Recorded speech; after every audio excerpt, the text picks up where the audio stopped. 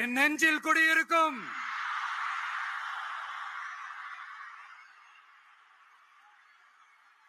புதுச்சேரி மக்கள் உங்கள் அனைவருக்கும் என்னுடைய வணக்கம். வணக்கம் வணக்கம். எல்லாரும் எப்படி இருக்கீங்க?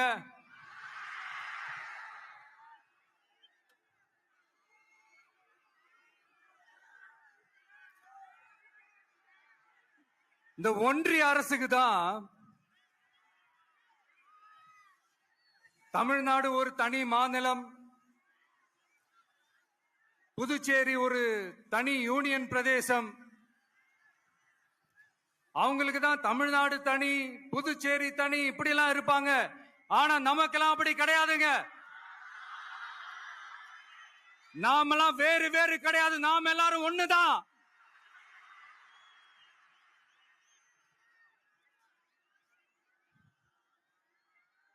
தமிழ்நாடும் புதுச்சேரியும் தனித்தனியாக இருந்தாலும் நாம் எல்லாரும் ஒண்ணுதான். நாம் எல்லாரும் சொந்தம் தான்.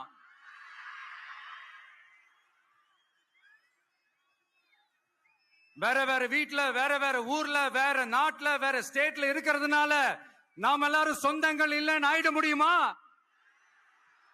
அது எப்படி முடியும்? இப்ப பாத்தீங்களா, ஒருத்தருக்கு ஒருத்தர் பார்த்துக்கும் போது அந்த பாச உணர்வு,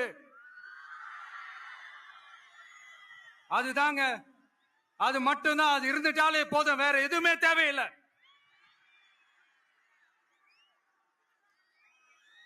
அதனால தமிழ்நாடு, புதுச்சேரி, கேரளா, கர்நாடகா, ஆந்திரா மட்டும் இல்ல, உலகத்துல எந்த மூலையில நம்ம வகைரா இருந்தாலும் அவங்க எல்லாருமே நம்மளோட உயிர் தான். அவங்க எல்லாருமே நம்மளோட உறவு தான்.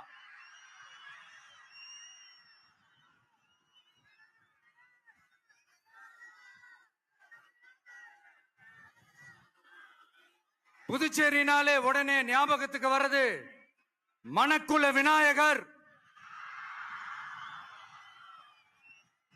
அரவிந்தர் ஆசிரமம், வில்லியனூர் மாதான் சொல்லி இவங்க எல்லாரும் ஞாபகத்துல வருவாங்க. அது மட்டும் இல்ல, மகாகவி பாரதியார் அவர்கள் இருந்த மண், பாவேந்தர் பாரதிதாசன் அவர்கள் பிறந்த மண். அது மாதிரி இன்னும் சிறப்புகளை அடுக்கிக்கிட்டே போலாம்.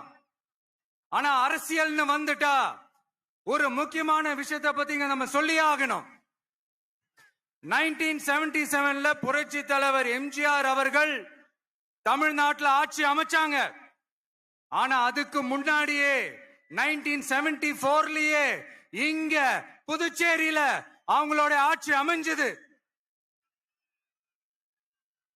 அதனாலதான் அப்பவே சொன்னாங்க, நமக்காக வந்தவர் எம்ஜிஆர், அவரை தமிழ்நாட்டில் மிஸ் பண்ணிடாதீங்கன்னு நமக்கு அலர்ட் பண்ணதே புதுச்சேரி தான். அப்படிப்பட்ட புதுச்சேரியை நம்மளால மறக்க முடியுமா? அது மட்டும் இல்ல, இங்க இருக்கிற மக்கள் தமிழ்நாடு மாதிரியே புதுச்சேரி மக்களும் என்ன கிட்டத்தட்ட ஒரு 30 வருஷமா என்ன தாங்கி பிடிச்சுக்கிட்டு இருக்கிறீங்க.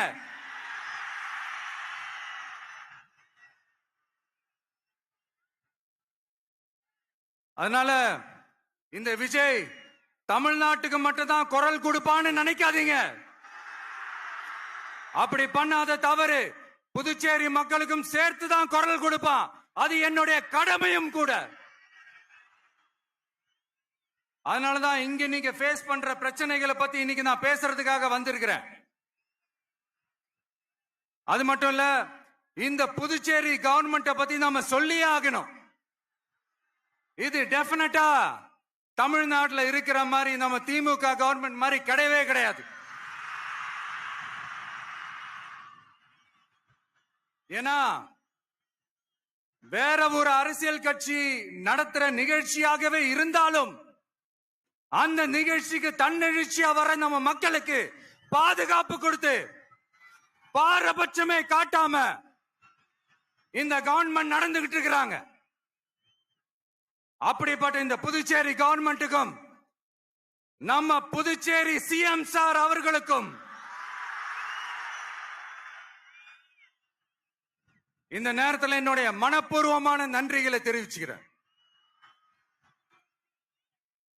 இத பார்த்தாவது தமிழ்நாட்டில் இருக்கிற அந்த திமுக கவர்மெண்ட் கத்துக்கிட்டா நல்லா இருக்கும்.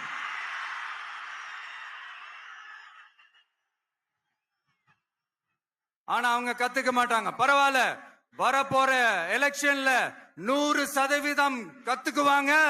அத நம்ம மக்கள் பாத்துக்குவாங்க.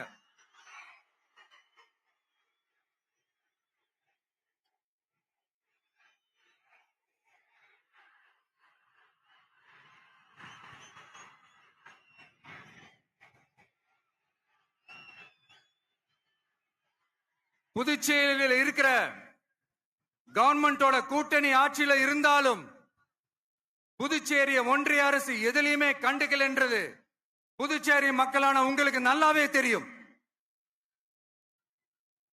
மாநில அந்தஸ்து கோரிக்கையை மட்டுமா கண்டுக்கல, இங்க வளர்ச்சி ஏற்படவும் துணை நிக்கவே இல்லைன்னு கேள்விப்படுறோம். இந்த புதுச்சேரிக்கு இன்னும் மாநில அந்தஸ்து கொடுக்கல. மாநில அந்தஸ்து வேணும்னு கேட்டு பல முறை சட்டசபையில தீர்மானம் போட்டு ஒன்றிய அரசுக்கு அனுப்பி வச்சுக்கிட்டே இருக்கிறாங்க. இந்த வருஷம் கூட மார்ச் மாசம் 27ஆம் தேதி 2025 அன்னைக்கு ஒரு தீர்மானம் போட்டாங்க. அது மாநில அந்தஸ்து வேணும்னு கேட்டு ஒன்றிய அரசுக்கு அனுப்புற 16வது தீர்மானம். புதுச்சேரி காரைக்கால் பகுதிகளில் மூடப்பட்ட 5 மில்கள், பல்வேறு தொழிற்சாலைகளை மீண்டும் திறக்கிறதுக்கு இதுவரைக்கும் ஒரு துரும்ப கூட கிள்ளி போடல. பல்லாயிரக்கணக்கான இளைஞர்களோட வேலை வாய்ப்புக்காக எதையுமே செய்யல. இங்க ஒரு ஐடி கம்பெனி உருவாகணும்ன்றது எண்ணமே இல்ல. அத பத்தி யார் பேசினாலும் அது அவங்க காதல விழவே விழல. இங்க ஒரு அமைச்சரை ஊழல் குற்றச்சாட்டுல பதவி விட்டு நீக்கப்பட்டு அந்த இடத்துக்கு இன்னொருத்தரை நியமிச்சு 200 நாள் ஆச்சு. இன்னும் அவருக்கு ஒரு இலாக்காவே தரல. இந்த செயல் சிறுபான்மை மக்களை அவமானப்படுத்துறதுன்னு அந்த மக்களே சொல்றாங்க. புதுச்சேரியோட முக்கிய அங்கமாக இருக்கிற காரைக்கால், மாகே, ஏனாம் பகுதிகளில் எல்லாம் முன்னேற்றமே இல்லைன்னு அந்த பகுதி மக்கள் சொல்லிக்கிட்டே இருக்கிறாங்க. குறிப்பா காவிரியோட கடைமடை பகுதியான காரைக்காலை மொத்தமா கைவிட்ட மாதிரி தான் இருக்குது. இது எல்லாமே முன்னேற்றம் அடையணும். டூரிஸ்ட் பிளேஸ் ஆன புதுச்சேரியில போதுமான அளவு பார்க்கிங் வசதி இல்ல, போதுமான அளவு கழிப்பறை வசதி இல்ல. இதெல்லாமே மேம்படுத்தணும். புதுச்சேரி கடலூர் மார்க்கமான ரயில் திட்டம் வேணும்ங்கிறது நீண்ட கால கோரிக்கை. புதுச்சேரி மக்களுக்கு ஒன்னே ஒண்ணுதான் சொல்லணும், இந்த திமுகவை நம்பாதீங்க. அவங்களுக்கு உங்களை நம்ப வச்சு ஏமாத்துறது தான் அவங்க வேலையே. நான் சொன்ன பல கோரிக்கைகளை எல்லாம் தீர்த்து வைக்கிறதுக்கு நம்ம புதுச்சேரி கவர்மெண்ட்டுக்கும் அதோட மக்கள் திட்டங்களுக்கும் ரொம்ப அக்கறையா உண்மையா துணை நிக்கணும். தமிழ்நாட்டை ஒதுக்குற மாதிரி புதுச்சேரியும் ஒதுக்க கூடாதுன்னு நாங்க கேட்டுக்கிறோம். கிட்டத்தட்ட 20 லட்சம் பேர் வாழ்ற யூனியன் பிரதேசமான புதுச்சேரி மத்திய நிதி குழுவில் இடம்பெறவில்லை. அதனால் மாநிலங்களுக்கான நிதி பகிர்தல் அடிப்படையிலும் யூனியன் பிரதேசங்களுக்கான நிதி பகிர்தல் அடிப்படையிலும் புதுச்சேரிக்கு நிதி ஒதுக்கப்படுவதில்லை. அதனால ஒவ்வொரு ஆண்டும் புதுச்சேரிக்கு தோராயமாகவே மத்திய அரசு நிதியை விடுவிக்கிறது. அந்த நிதியும் அரசு ஊழியர்களின் சம்பளம், ஓய்வூதிய தொகை உள்ளிட்ட திட்ட செலவுகளுக்கே சென்று விடுவதால் மீத தேவைக்கு வெளிச்சந்தையிலும் கடன் பத்திரங்களை கடன் வாங்குகிறது புதுச்சேரி. இந்த நிலைமை மாறணும்னா ஒரே வழி, மாநில அந்தஸ்து நம்ம புதுச்சேரி மக்களோட பல்லாண்டு கால கோரிக்கை. புதுச்சேரிக்கு போதுமான நிதி வரத்து இல்லாததுனால வெளியே கடன் வாங்க வேண்டியதா இருக்கு. புதுச்சேரியோட கடனை குறைச்சு தற்சார்பு பொருளாதாரத்தை வளர்த்தெடுக்க திட்டங்கள் வகுக்கப்பட வேண்டும். மாநில அந்தஸ்து வாங்கினா மட்டும் போதாது இல்லையா, தொழில் வளர்ச்சியும் தேவையாச்சே. புதுச்சேரி தென்னிந்தியாவின் முன்னணி இண்டஸ்ட்ரியல் ஹப்பாக மாற்ற எல்லா முயற்சிகளும் எடுக்க வேண்டும். இந்திய அளவில் ரேஷன் கடைகளே இல்லாத மாநிலம் புதுச்சேரி தான். ஏழை எளிய மக்களுக்கு வாழ்வாதாரமே ரேஷன் கடைகள் தான். மற்ற மாநிலங்கள்ல இருக்கிற மாதிரி இங்கேயும் அரிசி, சர்க்கரை, பருப்பு, கோதுமை, எண்ணெய்னு அனைத்து பொருட்களும் வழங்கும் முறை சீராக்கப்பட வேண்டும். கடைசியா மீன் பிடிக்க செல்லும் காரைக்கால் மீனவர்களை அடிக்கடி கைது செய்யும் இலங்கை கடற்படை அவர்களின் படகுகளையும் பறிமுதல் செய்து விடுகிறது. அதனால் நீண்ட போராட்டங்களுக்கு பிறகு அவர்கள் விடுவிக்கப்பட்டாலும் படகுகள் கிடைக்காததால் படு மோசமான நிலைக்கு தள்ளப்படுகின்றனர். இந்த நிலை மாற வேண்டும். நான் மறுபடியும் சொல்றேன், இந்த விஜய் புதுச்சேரி மக்களுக்காகவும் எப்பவும் துணை நிற்பான். வரப்போற புதுச்சேரி தேர்தல் களத்துல நம்மளுடைய தமிழக வெற்றி கழகத்தின் கொடி பட்டொளி வீசி பறக்கும்.